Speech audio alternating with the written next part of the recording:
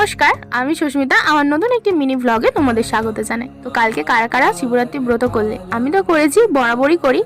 তো কাল যেহেতু শিবরাত্রি বিকেলের দিকে পড়েছিল, তো এবছর বেশিরভাগ সবাই রাত্রি পুজো দিয়েছে, আর আমি তো প্রতি বছর রাত্রেই পুজো দিই। তো আমাদের এখানে জানো তো, মন্দিরে, শিবের মাথায় জল ঢালতে দেয় না, সব কিছু ব্রাহ্মণেই করে। তাই আমি আগে আমার বাড়ির ঠাকুরটাকে পুজো দিয়ে নিলাম। এখানে ঘি, মধু, গঙ্গা জল, দুধ সব কিছু দিয়ে পুজো দিয়ে নিলাম। আর এই এক আলাদাই শান্তি।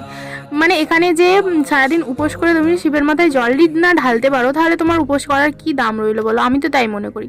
তো যাই হোক, এখানে আমি বাড়ির ঠাকুরটাকে শান্তি মনে পুজো করে নিলাম, একদম আমার মনের মতো করে অনেকক্ষণ ধরে বসে।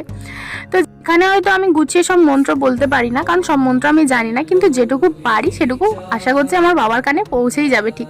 তো যাই হোক, আমি এখানে মন ভরে আমার পুজোটা করে নিয়েছি। এরপর রেডি হয়ে যাব বাড়ি, আমাদের গ্রামে যে মন্দিরটা আছে শিব মন্দির, ওখানে পুজো দিতে। আর তোমরা কিন্তু সবাই হর হর মহাদেব লিখতে ভুলো না কমেন্টে। দেখা হচ্ছে নতুন মিনি ব্লগে।